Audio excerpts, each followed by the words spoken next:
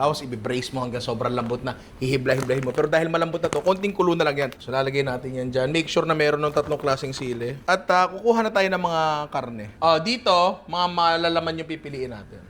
So, kailangan may balat din kasi nandun talaga manggagaling yung lasa. So ngayon, pakukuluin lang muna natin to. Ang hinahanap natin dyan ay ma-rehydrate yung sili. At syempre, mag-infusan sila. Mag-infuse yung lasa ng sili dun sa karne at yung lasa ng malilitsyon ay mapunta sa tubig. Diba? Ngayon natin chicken oil para lang sure na may mantika. Tapos meron pa mga ilang ingredients yan. Yung iba nilalagay na rin dyan, mga sibuyas, bawang, cinnamon, cloves, oregano. Pero mamaya na kasi importante lang muna ma-rehydrate natin to. So medyo matagal-tagal ng konti yan. At kapag nakikita ko na masyado na nadudurog yung lechon natin kasi malambot na, tatanggalin ko na.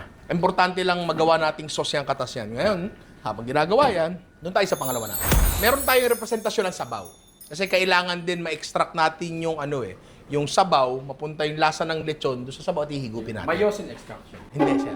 Magkaiba po yan. Magkaiba po. Pinaka-basic dyan, sinigang. Kasi sa paksiw, hindi mo na nalalasahan masyado yung lasa ng lechon sa sabaw kasi suka na yung nalalasahan. Ang dami na iba't ibang lasa di ba?